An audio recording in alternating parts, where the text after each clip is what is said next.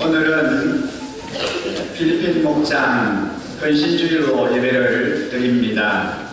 가족 그 이상의 가족인 필리핀 목장의 목원들이 또 사랑스러운 우리 자녀들과 함께 아름다운 찬양과 율동으로 주님께 영광을 올려드렸죠. 지금까지 이런 목장은 없었다. 이곳은 목장인가 가족인가 초원인가 참 놀랍습니다.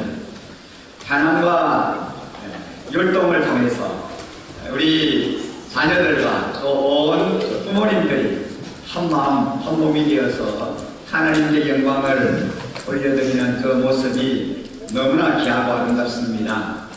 은혜 나눔의 시간을 통하여 주님의 인도하심과 사랑을 한없이 우리가 느끼게 됩니다. 오늘 신학교회를 회복하며 주님의 소원을 이루어 드리는 성경적인 교회를 세우기 위하여 이웃교회에서 목장을 모범적으로 잘 섬기는 귀한 우리 목녀님을 초청해서 간증을 우리가 듣게 됩니다. 우리가 목장 목녀를 세우고 또 목원들을 함께 세우는 일에 우선순위를 두고 잘 섬기기 위해서입니다. 오늘부터 5월과 6월 넷째 주 목장 헌신주일에는 이웃교회에서 목자로 목녀로 섬기시는 귀한 분들을 모시고 간증의 시간을 가지게 되겠습니다. 우리와 똑같은 환경과 상황 속에서 목원들을 돌보고 섬긴 생생한 그 간증을 통해 많은 은혜와 감동의 시간이 우리 안에 임하게 될 것 같습니다. 지난 한 주간은 우리는 아가서의 말씀을 묵상하고 큐티하고 있습니다. 우리 자녀들도 이 큐티 본문이 아가서인데요. 오늘은 이 아가서 주제인 아가서 2장 10절 말씀을 중심해서 잠시 말씀을 함께 나누고 싶습니다. 오늘 우리가 함께 읽은 이 아가서의 본문이 너무 아름답지 않습니까? 아가서는 아주 독특한 성령입니다. 아가서를 기록한 사람은 솔로몬이라고 1장 1절에 밝히고 있습니다. 이 아가서는 남녀간의 내밀한 사랑을 통해 하나님의 밀도 높은 사랑을 보존적으로 보여주시는 귀중한 성령입니다. 솔로몬 왕은 예루살렘에서 좀 떨어진 에브라임 산지에 포도원을 가지고 있었습니다. 이 포도원을 소당이에게 맡겼는데 그 집 딸이 여주인공인 술람미 여인입니다. 그런데 이 술람미 여인은 그 집에서 신데렐라 같은 존재였습니다. 함께 살고 있던 이복 오빠들은 동생을 포도원에 내보내 밤낮으로 일을 시켰습니다. 햇볕 때 검게 그을린 얼굴은 여인들의 비웃음거리가 되었습니다. 그런데 어느 날 솔로몬 왕이 양치기처럼 이 포도원에 나타났습니다. 처음에 이 여인은 솔로몬이 왕인 것을 모르는 상태에서 그의 준수함에 반하게 됩니다. 솔로몬 왕도 역시 순수하고 건강한 여인의 매력에 빠져 마음을 주고 깊이 사랑을 하게 됩니다. 둘은 포도원을 돌아다니고 꽃 향기를 토해내는 들판을 뛰어다니며 사랑을 나눕니다. 2장 말씀에 보면은 벌써 진도가 꽤 많이 나간 것을 보게 됩니다. 그가 왼팔로 내 머리를 보이고 오른팔로 나를 안는구나라고 하는 표현이 있습니다. 그러나 솔로몬 왕은 궁정으로 돌아가야 했기에 나중에 꼭 데리러 오겠다라고 하며 술람미 여인을 떠나갑니다. 이 술람미 여인은 떠난 여인을 잊지 못해 방황하기도 하지만 솔로몬이 다시 돌아오기를 손꼽아 기다립니다. 결국 솔로몬 왕은 약속대로 아름다운 가마를 보내 술람미 여인을 왕궁으로 데려가 왕비를 삼고 행복하게 잘 살았다라고 하는 이야기입니다. 그렇다면 이 아가서는 어떤 의미로 우리에게 전해주셨을까요? 성경은 남녀간의 진실한 사랑과 결혼을 하나님의 선물이라고 가르칩니다.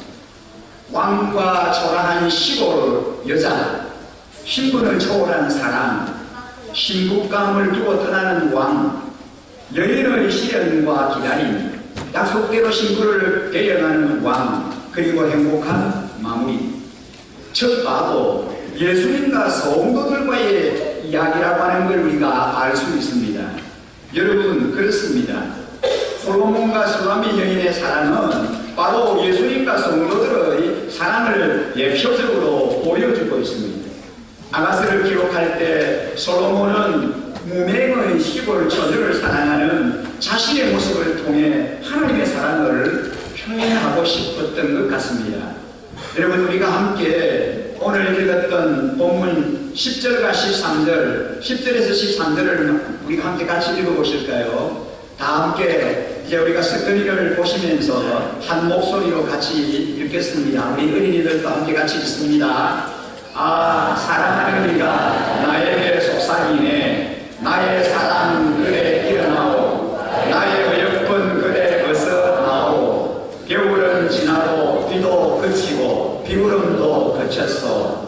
옷 피고 새들을 노래하는 개들이 이 땅에 돌아왔어. 이룰 비우는 소리 우리 땅에 들리오. 무화과 나무에는 푸른 무화과가 열려있고 포도나무에는 반짝 핀 꽃이 향기를 품고 있어. 일어나 나오. 사랑하는 비비여 나의 귀여운 그대 어서 나오. 이 아름다운 칭호는 우리에게 하시는 주님의 음성으로 들으시길 축복합니다. 아멘. 주님은 우리가 어떤 가혹한 처지에 있든지 어떤 상황에 있든지 우리를 나의 사랑, 나의 어여쁜 자야라고 부르십니다.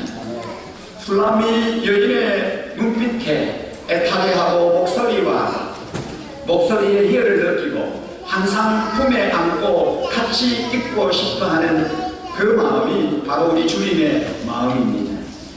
떨어져 있는 게 너무 고통스럽기에 솔로몬 왕은 슐라미 여인에게 일어나서 함께 가자고 청원합니다. 우리가 하나님을 사랑한다는 것은 함께 시간을 보내는 것을 말합니다. 사랑하는 하나님과 끊임없이 우리의 생각들을 나눌 때만 우리 속의 갈망은 채워집니다.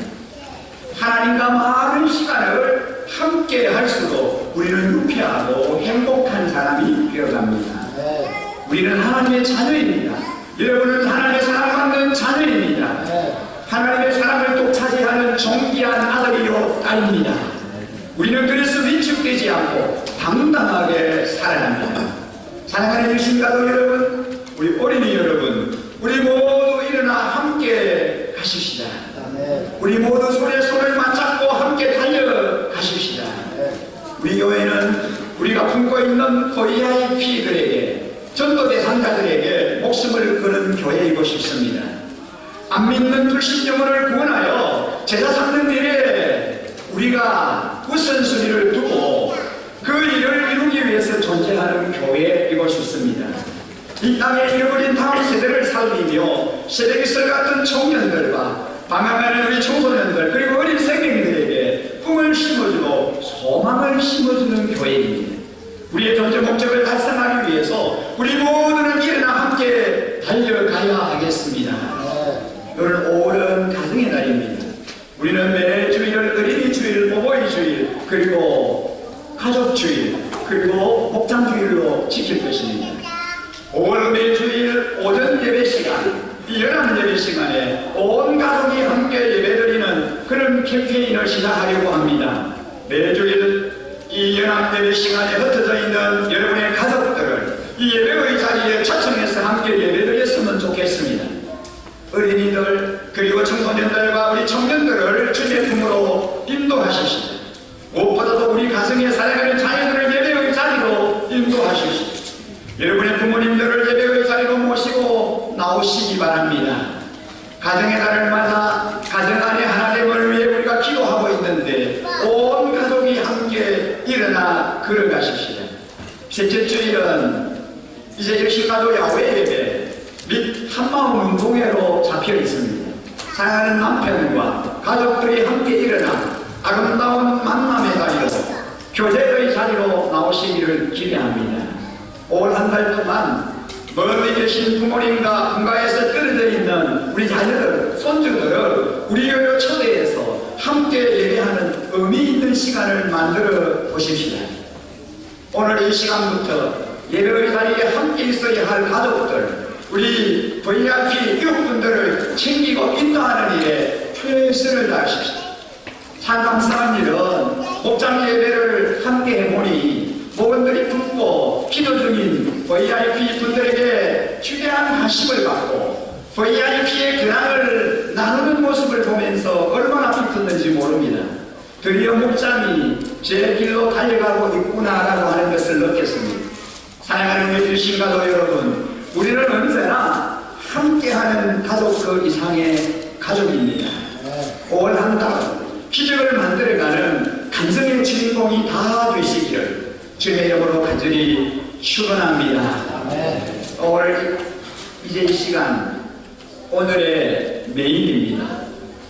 특별히 오늘 주일 예배 시간이지만 저희 교회에 이렇게 오셔서 귀한 간증으로 섬겨주실 이제 목녀님을 모시도록 하겠습니다.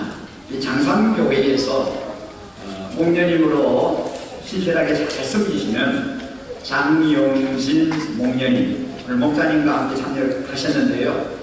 이 시간 이후에 목장을 또 우리 목원들을 어떻게 참 신실하게 아름답게 섬기셨는지 그 생생한 이제 간증으로 이제 우리에게 많은 감동과 은혜를 주실 줄 믿습니다. 이제 나오실 때에 우리 일심 박수로 크게 환영하면서 격려하는 그런 이제 시간을 갖겠습니다. 우리 목녀님을 모시겠습니다. 크게 박수로.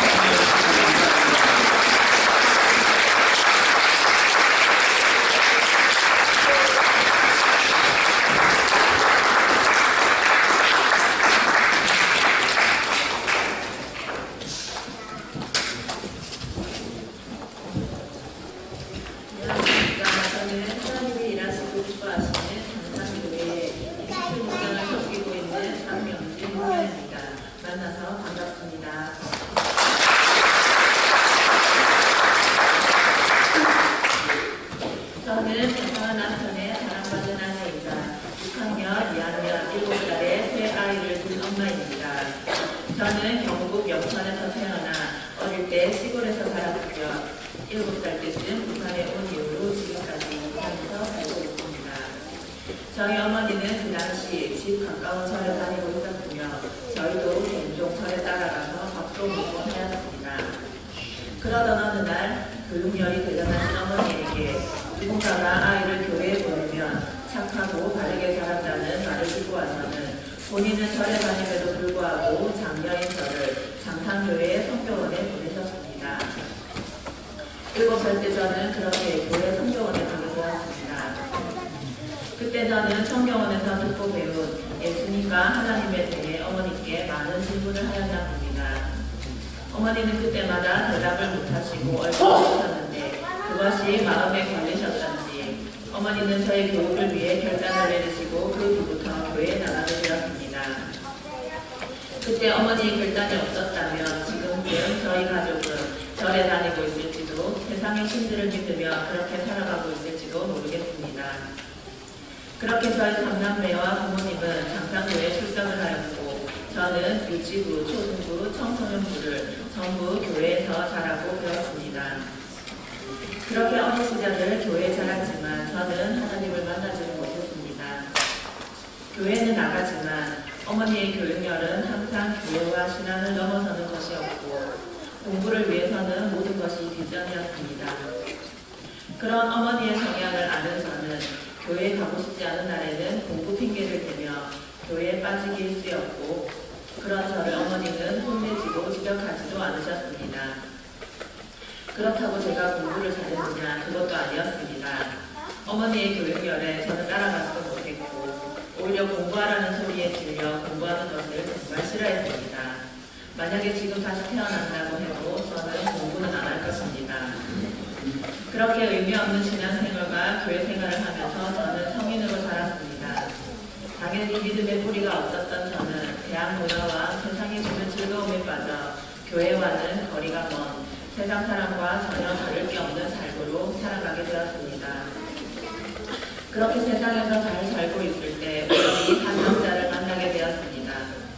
처음 만난 그는 제가 좋아하는 남자다운 사람이었습니다. 물불 안 가리고 그 사람의 매력에 빠져 제가 한 3개월을 따라다녔는데 그 사람은 싫은 것 같지는 않은데 저의 구애를 받아주지 않았습니다. 그렇게 3개월이 지났고 저도 지쳐서 이건 아닌가 보다 생각하고 연락을 끊었습니다. 그 뒤 그 사람은 계속 연락하던 제가 연락을 끊으니 이상했나 봅니다. 그 뒤로 저에 대해 다시 생각해 보다가 갑자기 놓치면 안 되겠다라는 생각이 들었는지 다시 연락을 했고 그러면서 상황이 역전이 되어 그 뒤 그 남자는 지금까지 20년의 세월을 저를 따라다니고 있습니다. 3개월을 따라다닌 보람이 있습니다.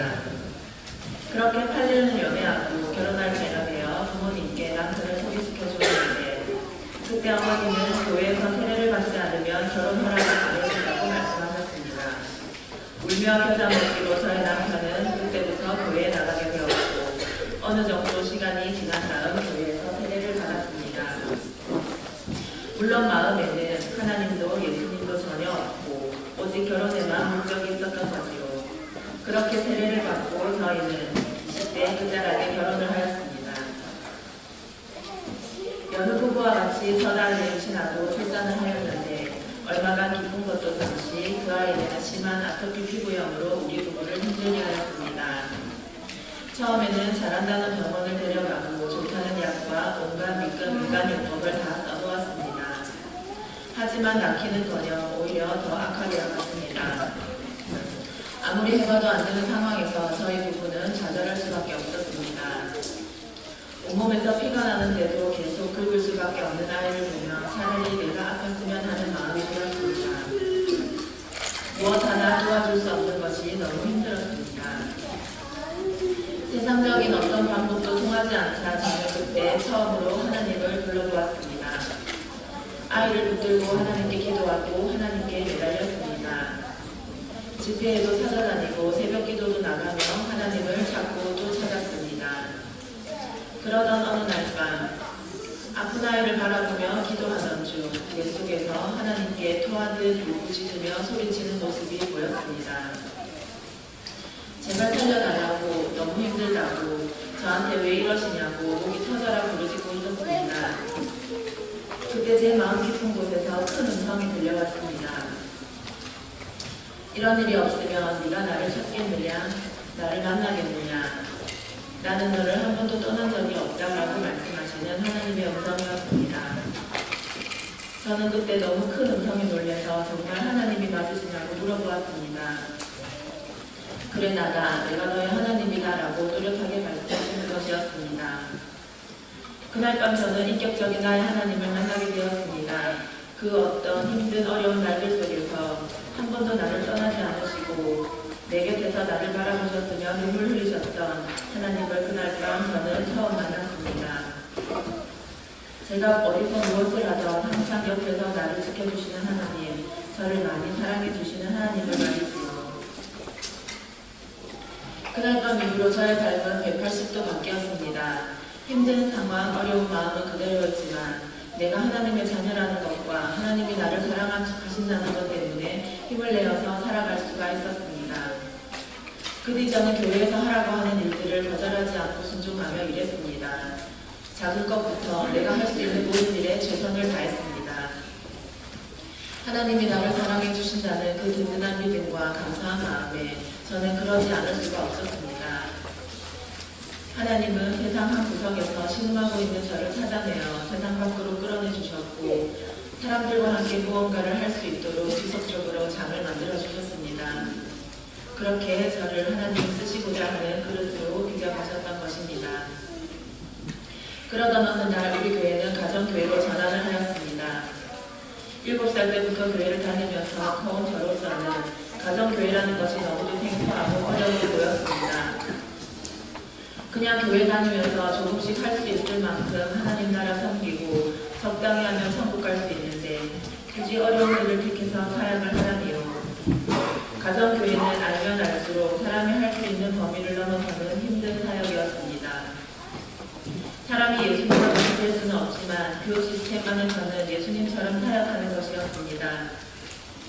예수님 닮은 경계, 예수님이 베푸시는 사랑, 헌신 등 머리로는 그런 교회가 진짜이 되지 하는 생각이 들었지만 마음으로는 거부하고 싶었습니다. 하지만 담임 목사님의 설득과 기도 끝에 우리 교회는 가정교회로 전환하였습니다. 한 가정의 부부가 목장 공여가 되고 그 안에 부분들이 투숙된다고 해서 저희도 한 목장에 들어가게 되었습니다. 저희 목장은 처음에 7가정으로 시작하였습니다. 부부의 아이들까지 다 오면 어마어마한 수가 모여서 저녁을 먹고 나눔을 합니다. 처음에는 이런 일들이 재미있고 신기해서 계속 나갔지만 가서 목장 공여님의 섬김을 볼수록 이건 나와 거리가 먼 삶의 방향인 것 같았습니다. 아주 특별한 분들만 할 수 있는 사역으로 보였고 나 같은 사람은 엄두도 못 낼, 그리고 해서도 안 될 일인 것 같았습니다. 제 자신의 담도 아직 정리가 안 되고 어수선한데 어떻게 남의 삶을 돌봐주고 기도해 주라는 말인지. 저는 나는 아니다, 나는 못한다라고 결론을 내리고 뺀질뺀질한 몸으로 그렇게 목장 생활을 해나갔습니다. 가기 싫으면 무슨 핑계를 대서라도 안 가고 함께 뭘 하자고 도모할 때도 핑계를 대면서 많이 빠졌습니다. 그때는 제가 그렇게 하는 것이 아무렇지도 않았고 목련님께 죄송한 마음도 없었습니다. 목련님이니까 나는 목원이니까 하는 마음이 컸던 것 같습니다. 그렇게 목장 생활을 해나가고 있던 중에 담임 목사님께서 저희 목장의 목장 분과가 아닌 목장 분리를 제안하셨습니다. 가정수가 많아서 목장 운영가 힘들어 보였는지 그렇게 해서 분리를 해보라고 하시는 것이었습니다. 그런 소식을 듣고도 저는 그렇구나 누가 하겠네 하면서 아무 생각 없이 그렇게 있었습니다. 그러던 어느 날 목장 목사님이 저희 부부를 조용한 곳으로 부르셨습니다. 그때 뭔지 모를 싸한 기분이 들었습니다. 역시 슬픈 예감은 틀린 적이 없다지요. 목사님은 저희 부부에게 목장 공여로 섬겨보라는 것이었습니다. 당연히 저는 안 된다고 하였고 저희 남편도 어떻게 제가 목자를 합니까? 못합니다 라고 말하였습니다. 그때 저희 목자님은 이렇게 말씀하셨습니다. 저 문제 잘 못해도 돼. 그냥 그 자리만 지키고 있으면 하나님이 다 알아서 하죠. 잘할 필요 없어 라고 말이죠. 평소에 목자님을 좋아하고 따르던 남편은 목자님의 그 한마디에 더 이상 거절할 수가 없어서 그럼 3개월의 시간을 달라고 하였습니다. 남편은 그 시간 동안 가정교회에 대해서 알아보려고 했던 것 같습니다. 목장이 무엇이고 왜 해야 되는지 말이지요. 그렇게 3개월의 시간 동안 남편은 평신도 세미나에 다녀왔고 생명의 삶을 들었으며 새벽 기도를 나가며 목자리 준비를 해나갔습니다. 그 당시 저희 남편은 병원에서 퇴원한 지 1년쯤 되던 때였습니다.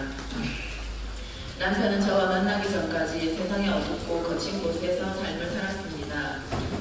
그렇게 살다가 저를 만나 가정도 이루고 교회를 나가면서 살아가는 환경이 조금 바뀌었지만 마음과 생각은 여전히 세상의 어두운 곳을 떠나지 않고 있었습니다. 그러던 어느 날 남편은 급성 폐결핵이라는 진단을 받았습니다. 병원을 다니며 약을 먹고 치료를 하였는데 일이 그렇게 되려고 그래서인지 낫지를 않고 악화만 되어갔습니다. 큰 병원에 가자고 해도 고집을 부리며 약 먹으면 괜찮아진다고 하더니 급기야는 급성 폐렴까지 오고야 말았습니다. 그것도 모르고 고집을 부리며 숨을 헐떡이며 집에 누워있는 남편을 보고 있자니 끌고 병원이라도 가고 싶은데 그때 제가 셋째 출산일을 며칠 앞두고 있는 만삭의 몸이라 그럴 수가 없었습니다. 남편을 보러 온 친정부모님이 숨을 못 쉬고 있는 남편을 보고 깜짝 놀라 응급실로 데려갔는데 그 병원에서 남편의 상태를 보더니 빨리 대학병원으로 가라고 앰뷸런스를 불러주었습니다.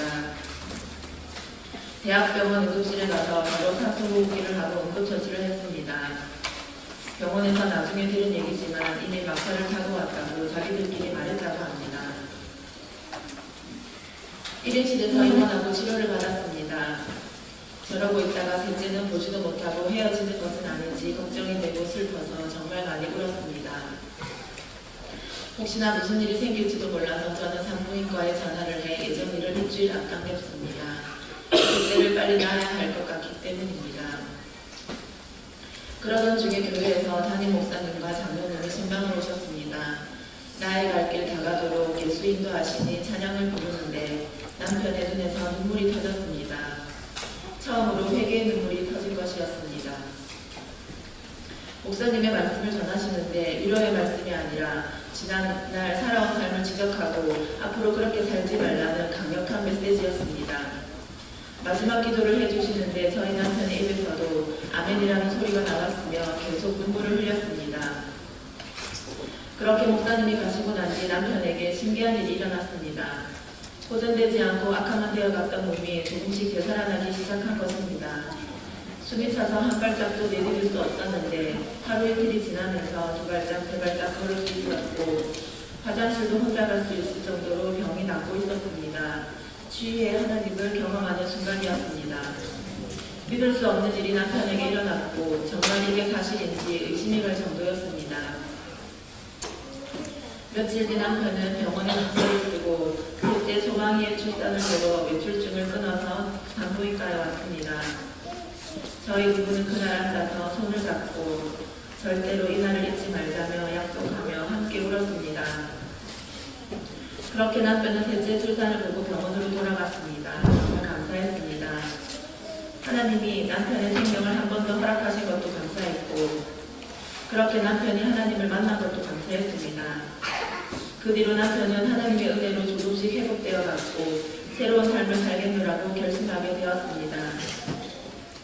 그렇게 태어나고 1년쯤 지나서 목자에서 일을 하는 것이었습니다.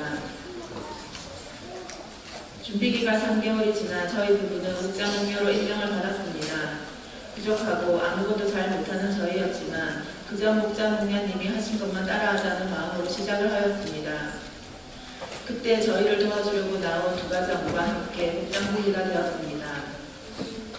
목녀님이 하신 대로 금요일 저녁에 저녁을 차리고 함께 먹고 나눔하며 그렇게 서툴지만 목장을 시작하였습니다. 도와준다는 부부들은 잘 도와주었습니다. 그래서 분리되길 잘했다는 생각이 들었습니다. 하지만 그런 생각도 잠시 시간이 가면 갈수록 이 부분은 저희들의 시험거리가 되었습니다. 목장은 목자 목녀가 무언들을 섬겨야 하는 곳이라는 가정교회 원칙을 너무도 잘 숙지 않듯 다 한번 섬겨보세요라는 마인드를 장착한 채 저희 부부를 혼란에 빠뜨렸습니다. 목장 저녁에 반찬을 하면 목녀님 다음부터 이 반찬 하지 마세요라며 반찬 투정을 하는 것부터 시작해서 일하고 온 목녀가 밥을 준비하고 다 먹은 설거지를 하고 있는데 자기는 피곤하다며 소파에 앉아서 쉬고 VIP가 오는 것이 싫다고 삐져서 목장에 안 나와서 전화를 하면 새가족 부담스러워요. 왜 우리한테 물어보지도 않고 새가족 오라고 하세요라고 하며 전화 목녀가 뒷목 잡고 넘어갈 소리를 합니다. 이 사람들 도대체 뭐지? 목녀가 아니라면 그냥 확 들이받아서 싸워버리면 그만인데 목자 목녀라 그럴 수도 없고 저는 목장을 하면서 처음으로 교회에 시험이 들었습니다. 이 사람들은 그냥 교도 천국 갈 사람들이고 자기들이 다 알아서 하고 믿음도 좋고 잘난 사람들인데 왜 굳이 이런 사람들을 섬겨서 우리가 이렇게 상처를 받아야 하는지를 알 수가 없었습니다. 너무 이해도 안 되고 힘들어서 선배 목녀님들께 조심스레 물어보고 자문을 구하니 기도하라는 말씀만 하셨습니다. 기도는 하고 있는데 도대체 무엇을 기도하라고 더 하라고 하시는 건지 그때는 모든 것이 짜증나고 하기 싫은 마음 가득했습니다. 하지만 그 일들을 또 극복해 나가야 하기에 저는 새벽 기도를 가서 하나님께 모든 것을 일러바쳤습니다. 하나님, 그 사람들 너무 나빠요. 그 사람들 자꾸 우리에게 상처 줘요. 왜 섬기는 사람들을 이렇게 힘들게 하는지 모르겠어요 라고 하며 하나님께 마구마구 미움과 원망을 쏟아내었습니다. 그런 중에 저는 그것이 바로 저의 모습이었다는 것을 깨달았습니다. 내가 목원이었을 때 우리 목녀님은 저를 보면서 더 힘들고 상처받았을 거라는 것을 그때서야 느끼게 된 것이지요. 내가 더했으면 더했지 그 사람들은 그냥 보통이었습니다. 내가 처음으로 목녀님께 너무도 죄송한 마음이 들면서 그런 나를 6년 동안 묵묵히 기다려주셨다는 것에 너무도 감사했습니다. 예수님의 사랑을 사람은 할 수 없다고 생각했지만 우리 목자 목녀님은 힘들지만 그런 일들을 감당해내신 것이었습니다.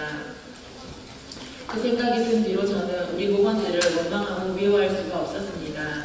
저것이 내 모습이다라고 생각하면 교만이 사라지고 그냥 기도가 되고 긍휼함이 생기는 것이었습니다. 하나님은 펄펄 살아서 날뛰는 나의 자아를 처음으로 꺾으셨습니다. 내가 중심이고 내 마음이 중요하고 내가 살아서 역사하는 내 마음, 그곳에 하나님의 자리는 없고 오직 나만이 가득 찬 그 마음이 잘못됐다고 지적하셨습니다. 그렇습니다. 저는 제가 제 삶의 주인이었습니다. 하나님을 믿는다고 하지만 겉으로 보여지는 거룩한 척하는 그 모습에서 그런 것이지 정작 내 마음에는 나 외에 아무것도 없었다는 것이지요. 그렇게 철저히 주님 앞에 나의 잘못됨에 용서를 구하고 낮아지려 내가 주인 되지 않으려 노력하면서 목련 사역을 해나갔습니다.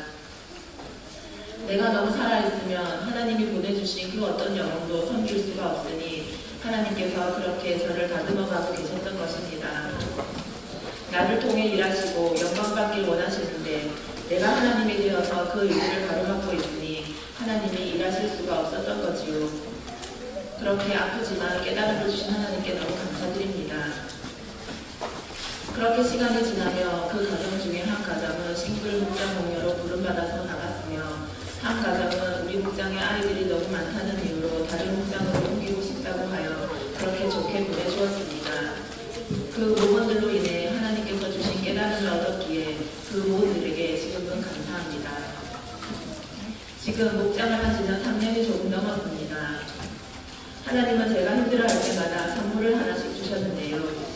그것은 영혼구원 하며 제가 VIP를 찾아다니지도 않았는데 새 가족들을 저희 목장으로 보내주셨다는 것입니다. 하나님은 VIP 대가정을 저희 목장으로 보내주셨습니다. 참 신기한 게 귀신자들 때문에 힘들어서 목장을 포기하고 싶다가도 하나님이 새 가족을 보내주시면 언제 그랬냐는 듯이 새 힘이 솟고 또 열심을 내며 그 사람들을 섬긴다는 것입니다. 목녀로 섬기면서 이제는 기쁜 것이 세상적인 그런 좋은 것들이 아니라 영혼에 대한 섬김이나 사랑이 결실을 맺을 때가 제일 좋습니다. 그것도 참 신기한 일인 것 같습니다. 내 돈과 시간을 쓰며 내 가슴에 멍이 들어가며 하는 일인데 그렇게 보면 내가 번아웃이 되고 근데 그렇게 섬겨서 한 영혼이 예언모에 들어가고 세례를 받고 생명의 삶을 수강해서 수료하면 그렇게 기쁠 수가 없습니다. 그것이 진정 내 일이 아니라 하나님 나라의 일을 하는 것이며 그것으로 인해 하나님을 기쁘시게 해드리기 때문에 그럴 테지요. 저희 남편과 저는 한 번씩 이야기하며 웃습니다. 우리가 하는 일이 참 우리를 힘들게 하는 일이고 손해보는 일인데 우리는 왜 이 일을 하면서 감사해서 웃고 또 우는지 우리는 정말 이상한 일을 하고 있더라고요. 지금 생각해도 참 이상한 일인 것 같습니다. 저희 목장은 하나님이 딱 이런 사람들만 보내주십니다. 아이 때문에 힘든 가정, 외롭고 소외된 사람들, 이런 분들을요.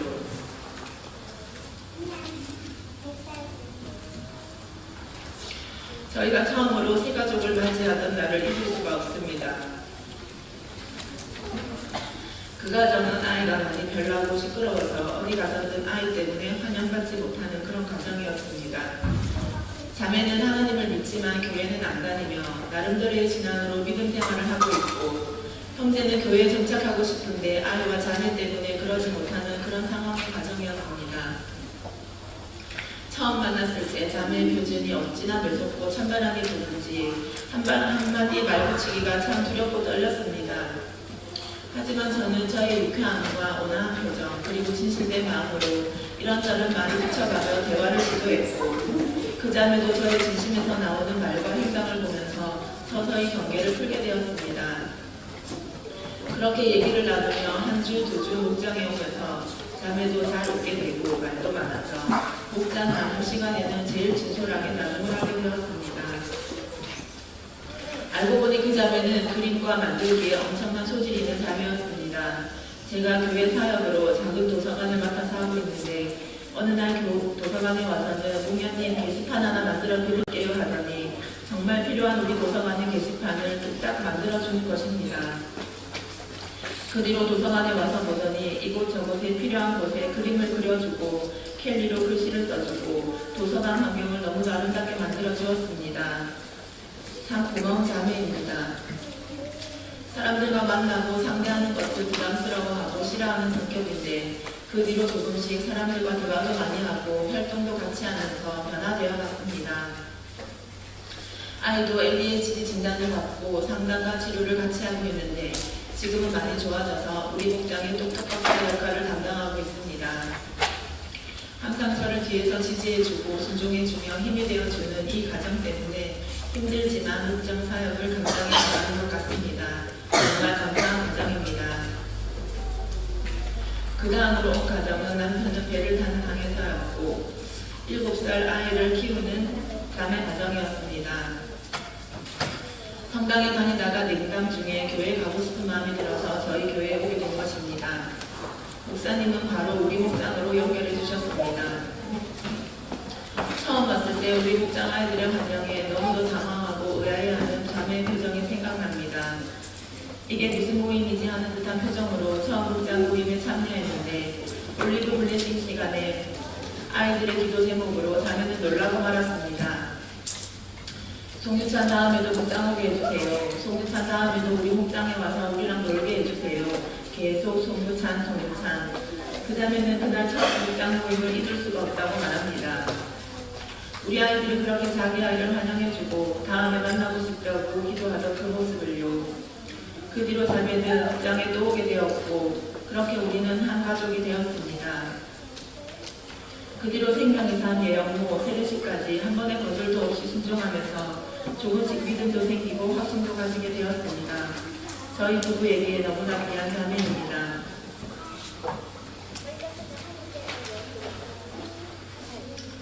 이 간증을 하러 오기 이틀 전 그 자매는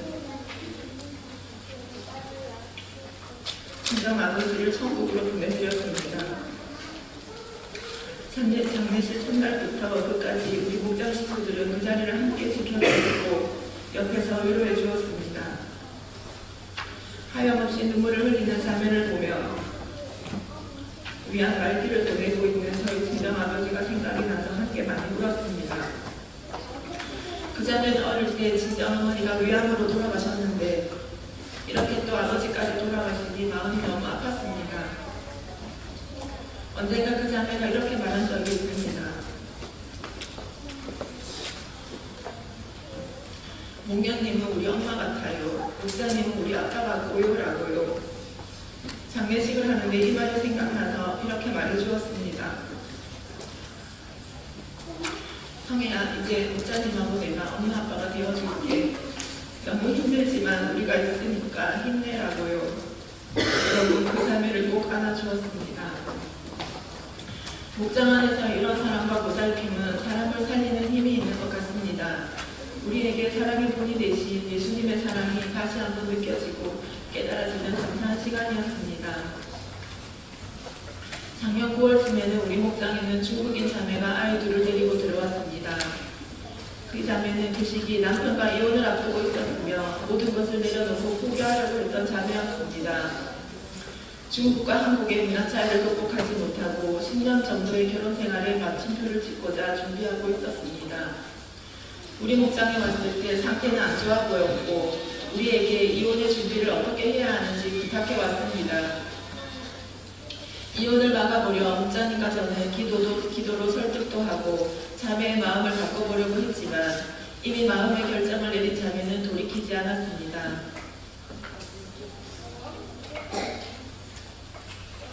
결국 모든 준비를 마치고 이혼 서류에 도장을 찍었습니다.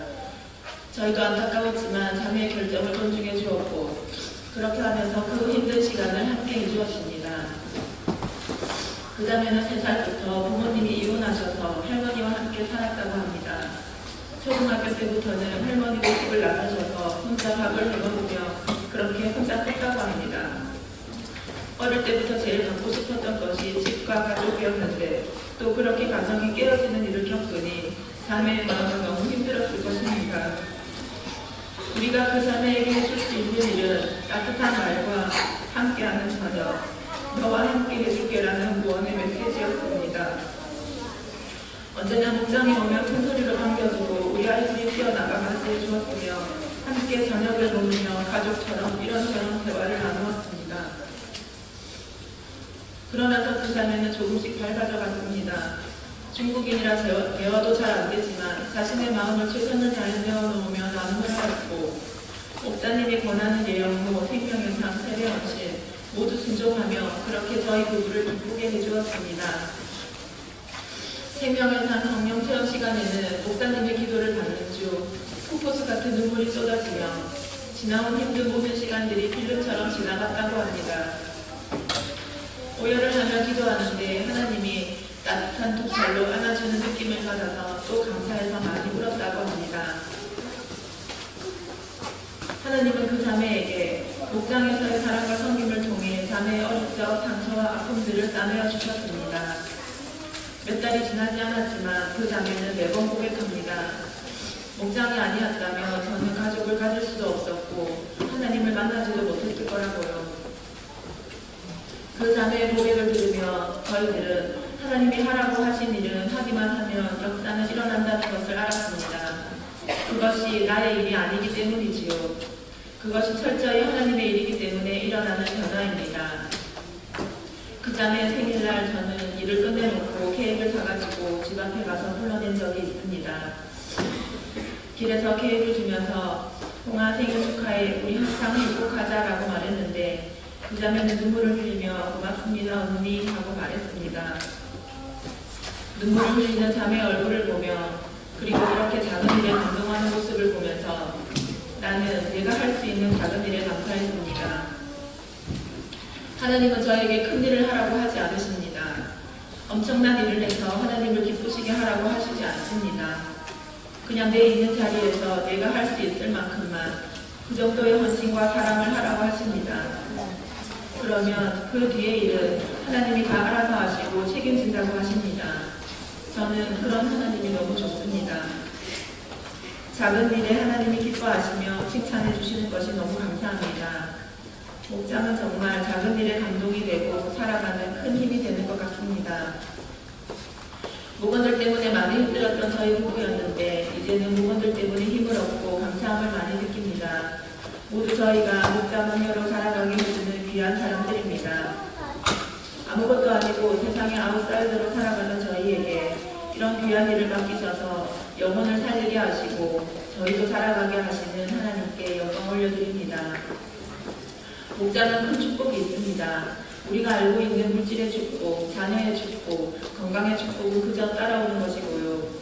그보다 더 큰 축복은 내가 하나님과 더욱 가까워지고 하나님의 마음을 알아가게 된다는 것입니다.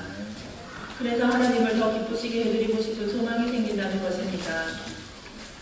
하나님이 얼마나 영혼을 사랑하시는지 구원하고 싶어 하시는지 알게 되면 가만히 있을 수가 없게 되는 것 같습니다.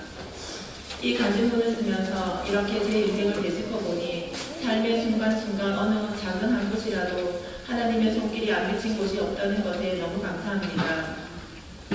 시골에서 할머니와 외롭게 살 때도 학창시절 공부 때문에 많이 힘들었을 때에도 남편을 만났을 때도 큰 아이가 아파 함께 올 때도 남편이 생사를 오고 가며 힘든 숨을 쉬고 있을 때에도 목장을 하면서 울고 웃을 때에도 항상 그곳에 계시면서 나를 바라보고 계셨던 하나님, 한 번도 나를 떠난 적이 없으시고 나를 많이 사랑해 주셨던 그 하나님께 감사드리며 하나님이 일하신 모든 것에 영광 올려드립니다. 정관 일신교회 성도 여러분, 하늘 복 많이 받으세요.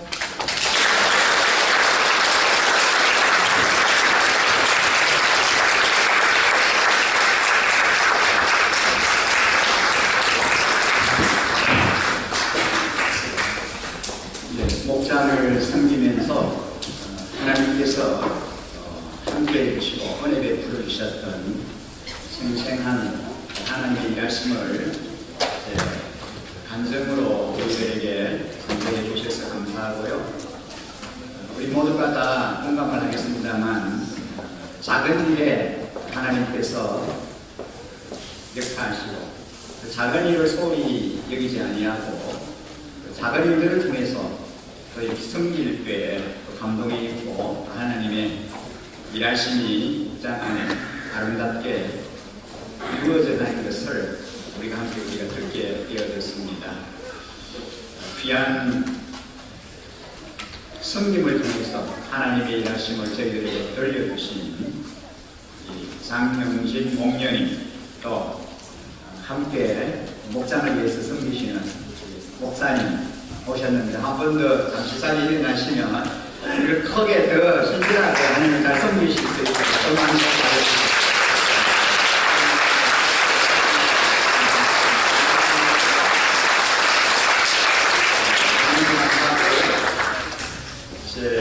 저희 교회 안에도 우리의 성김 현장에도 아름다운 가정의 주인공들이 많이 일어날 수 있기를 기대해 봅니다.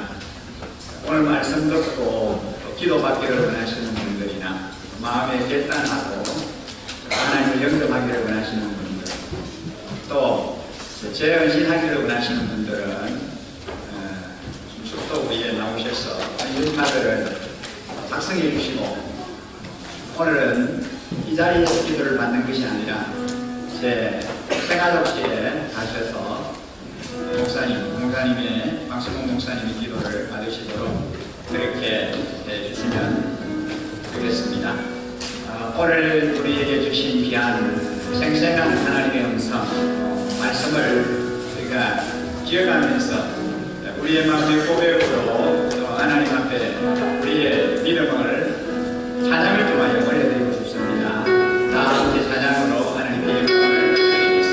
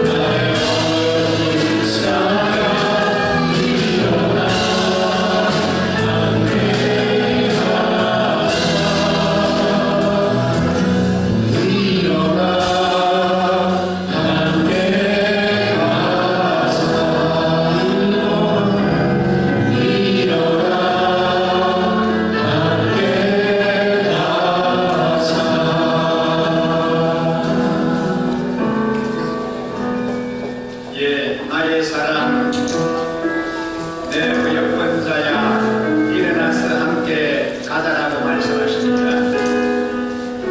하나님의 그 부드러운 음성을 늘 우리가 외면하지 않게 하시고 그 음성에 우리가 온전히 순종하는 자의 삶을 살게 하라고 주님의 소원을 이루어드리는, 그래서 우리 주님을 기쁘시게 해드리는 우리 교회의 삶이 되게 하시며 우리 가정이 되게 해달라고, 우리 목장이 되며 우리 교회의 일신교회 공동체가 되게 해달라고, 성경적인 교회, 신약교회를 회복하는 아름다운 우리 목장이 되며 또 우리 교회가 되게 해달라고, 놀라운 하나님의 회복의 은혜가 우리 개인과 우리 가정 안에, 목장 안에, 교회 공동체 안에 일어나게 해달라고 강력한 소원